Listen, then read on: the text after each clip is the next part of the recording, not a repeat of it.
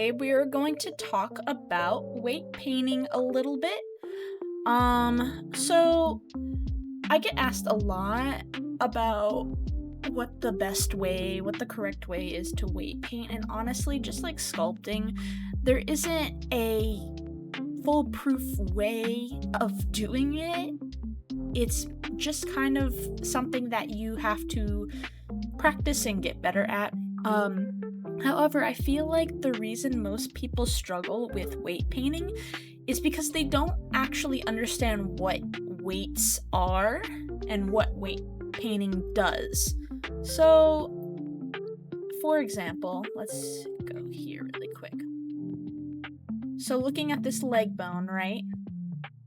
I'm gonna go ahead and turn off the body for now. So if we go into weight painting mode and looking at it and the bone, blue means absolutely no weight at all. So,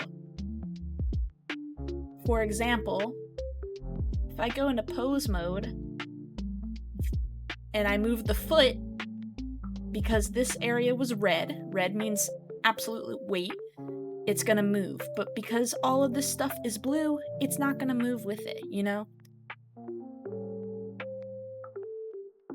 So, going back into weight painting mode, see?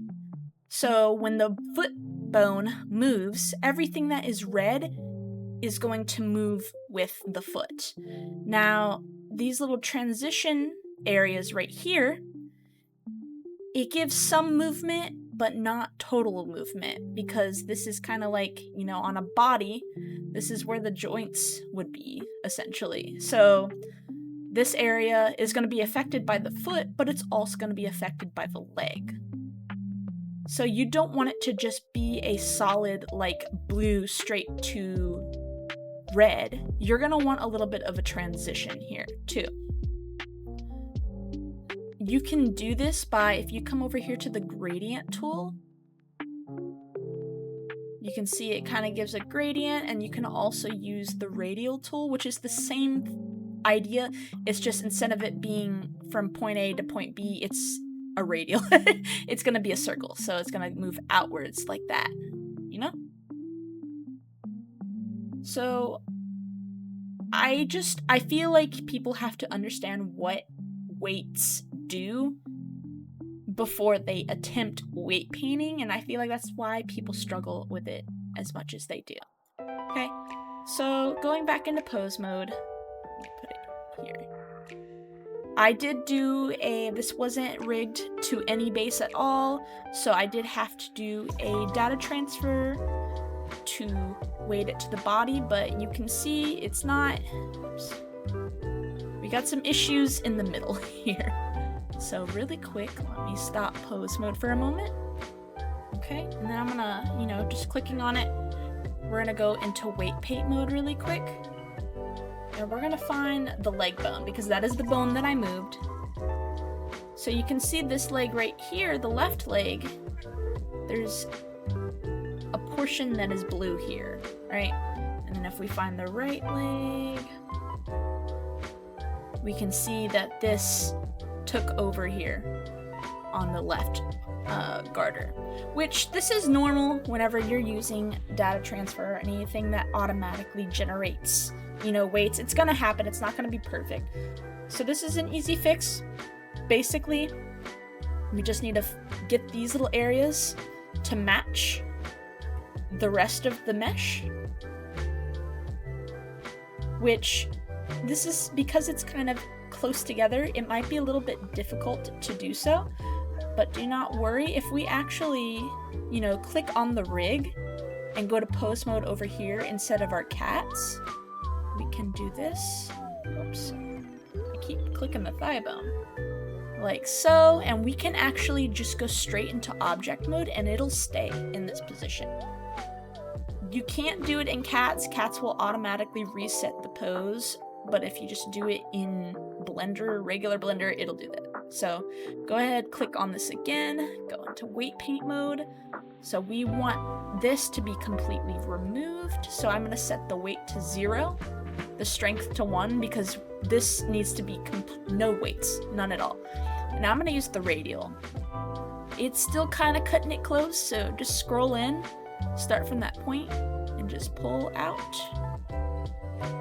If you're having a hard time seeing where you need to put the, like where the vertices are, you can do wireframe mode to see like the points that you need to click, or you can even just, coming out of weight paint mode, if you come over here to viewport display, you can turn the wireframe on for the mesh.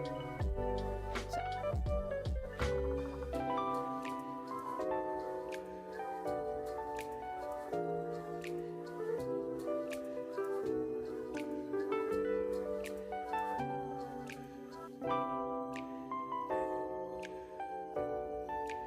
Okay, and now this is probably still weighted to this leg, but I'm gonna go ahead and add some weight. I'm gonna turn it to 1, but I'm gonna put the strength at just 0.2 for now. So that way, if I need to build on it, I can. So we want it to match this yellowy color.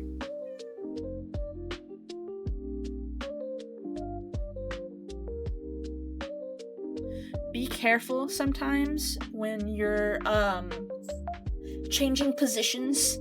I tend to do this all the time, so like if I weight this, it technically will, you can see in the back right here, it will weight whatever is behind it. So just make sure you're positioning it. Sorry, my bongo cat's in the way. Alright, so now we're gonna switch over to the left leg and do the same thing. So we're gonna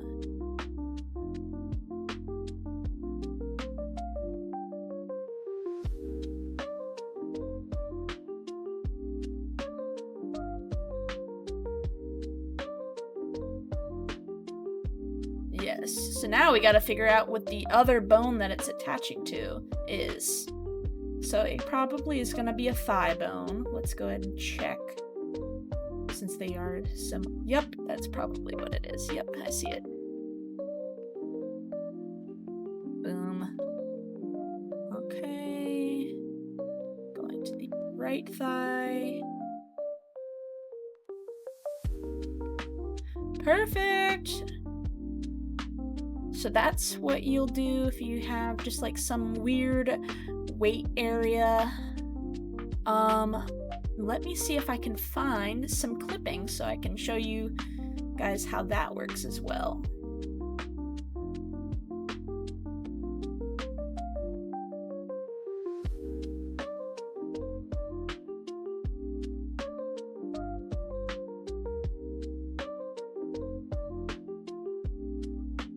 There we go.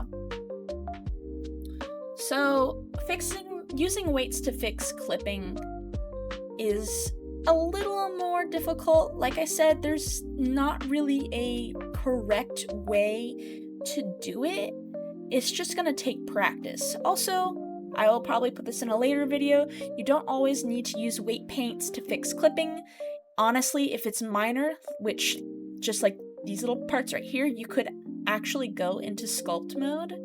If we come out, click on the mesh, sculpt mode, and if you need to just adjust, you can do that.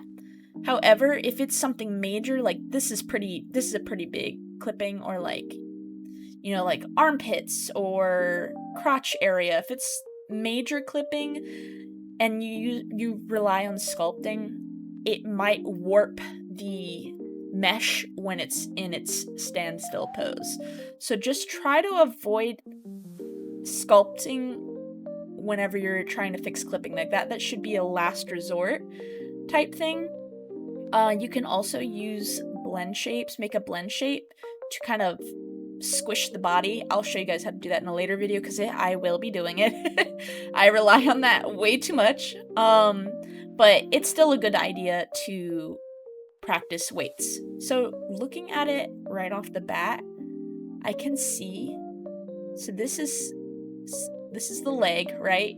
You can see when I move the knee bone, it does slightly affect the part that's on the leg. And there's no clipping that I see here, but that's probably what I'm gonna need to do to adjust here. let's take a look and see.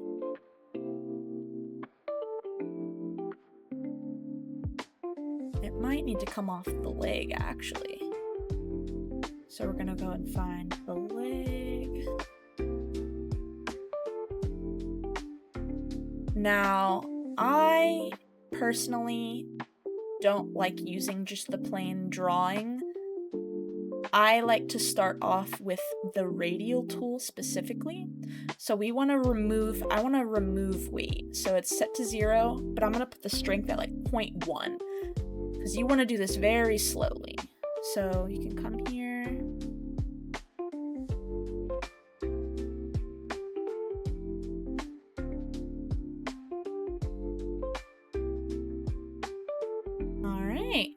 I think that works. And if you want to, you can also, so this is the knee, right?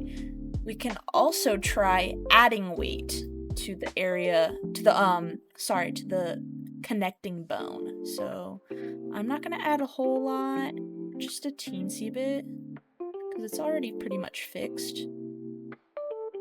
There we go. Just make sure when you're doing this to just continue to check your work, like since I messed with the front, oh, see? So there's that in-between portion.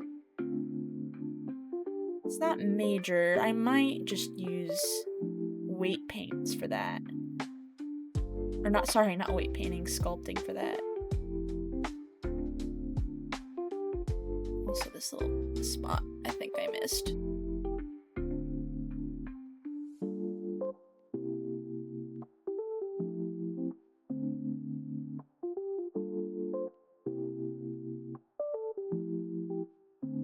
I think that looks pretty good. But yeah, that's pretty much what I do. It's the same process for everything whenever I'm weight painting. Like I said, there's not a 100% foolproof way of doing it. It's just a matter of practicing and trying to understand how it works. So hopefully that was a little bit helpful.